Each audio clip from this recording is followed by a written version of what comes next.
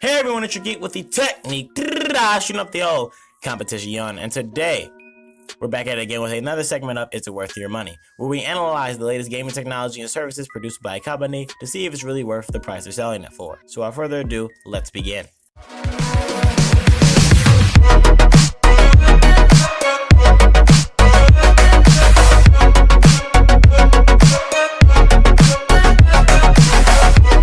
This week's contender. With Max Payne 3, Rockstar has set out to reimagine the gunplay mechanics of a third-person action shooter with tactical gameplay and immersive storytelling elements. The question is, do they get to celebrate with an accomplished pat on their back, or do they just sit there knowing they fucked up like the poor old drug-induced Max Payne? Before we take a dive into that question, I would just like to say I purchased this game at GameStop for a snickerdoodle price of $2.99. Which is really saying something because from where I live at, 0.8 miles away, there are snickerdoodles that are $1.89. Hashtag inflation. In Max Payne 3, you play as ex-NYPD detective and painkiller liquor expert Max Payne, a man tormented by the death of his family and inner demons. From what I've been told by forums, MP3 isn't deeply connected with the first two, but there are slight references to characters and events that happened to Max in his past. So, if you want to be super aware of what's happening in the game, it's recommended that you play the first two in order. Other than that, all you need to know is Max had a happy life with a wife and kid till they were murdered gruesomely, so you can understand and sympathize with his torment and thoughts within his head.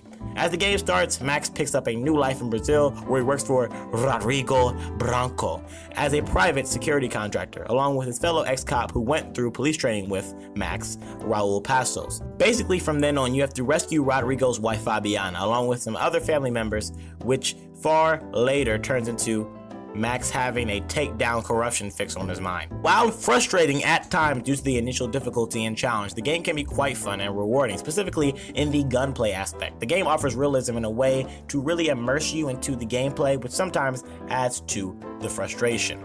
The realism stretches to the enemies as well, as they aren't just stupid AI. They will try to get you out of cover in multiple ways, whether it be flanking or just running straight up on you. Even Max's movement and deaths are realistic in a sense, as the weight of an assault gun will seem to sway with him as he uses a handgun at the same time. Even how he reloads depending on the weapon adds to that realistic approach.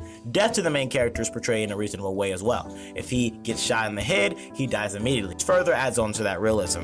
But I will say at times, you may feel that even enemies with body armor on seem to be getting that bullet sponge treatment.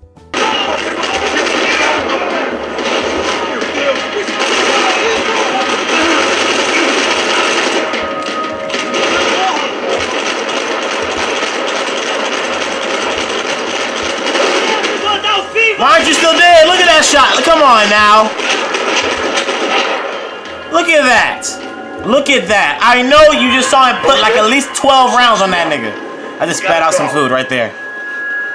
Rest assured, if you keep getting your aim down pat and using the awesome slow motion mechanic in the game, you can most likely outsmart your enemies and blow your brains. Blow your brains out.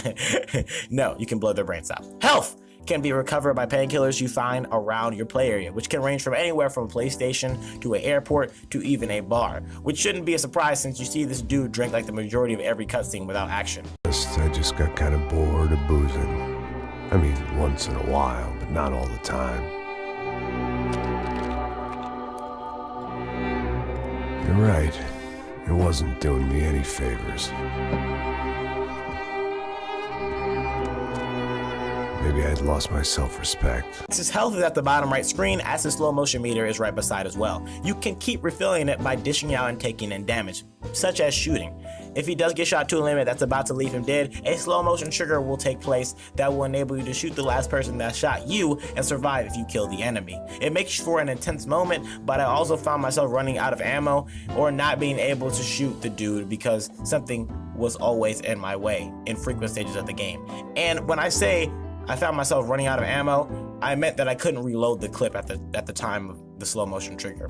Also throughout the game, you will be able to collect pieces of specific weapons to make it gold. Just be aware to look behind things like desks and drawers, on top of or at the bottom of drawers as well, and desks. There are also parts in the game where you can look at pieces of evidence and come up with a conclusion about what's going on in that situation. I just wish that could have played a bigger role. Like if you look at a piece of evidence that has to do with the building's landscape and you see alternate routes on the paper, you should have the ability to take out or take in an alternate route. This will make a bigger impact on what or how you do things in the game, at least in my opinion. As for graphics, they are just excellent for this game at the time period it was made. When you first start off, I believe you won't see that much excellence, since to me the game takes off very slow when trying to show off its areas and graphical potential. But somewhere in chapter 6 or 7, you'll start to see the potential of the environment a lot more clear and broader.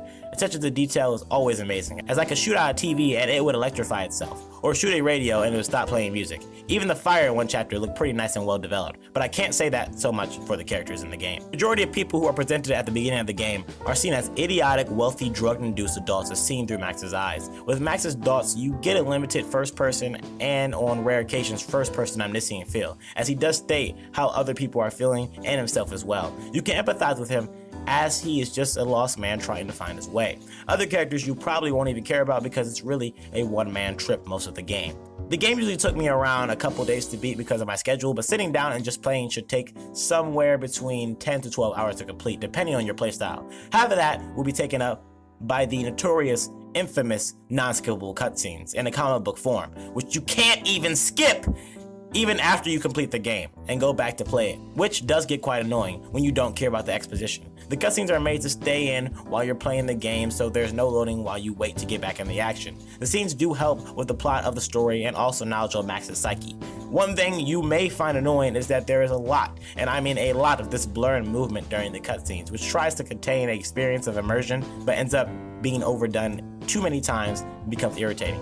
Music choices and selection is pretty good, especially towards the end of the game, where it gets intense. The majority of it gives you a sound of despair and sorrow, matching the tone of the main character and sometimes the scenes. There is additional content such as multiplayer, in which you can create your own crew and then upload it to GTA 5. I didn't play it because I don't have Xbox Live, so I'm really here for the story part. With that being said, Max Payne 3 is a phenomenal game with great gunplay innovation, a great soundtrack, awesome storytelling, and creative enemy AI, but does fall short in these aspects of non-skippable cutscenes, annoying display during cutscenes, and weak characters, even if this is a one-man journey. The only thing I could have wished for more is probably a bit more freedom in the world, which could be worked on in the next Max Payne. Other than that, I give the game a 4 out of 5. Just improve on those aspects, which I know Rockstar can do, and you'll have a Game of the Year contender on your hands next time. Thanks for watching. Don't forget to subscribe if you haven't already, and push that like button, cause I try to make content like this as often as possible. Thanks for watching, and bye. Of the New Jersey community. Line them up, line them up, line them up. Let me ask you a question. Let's go.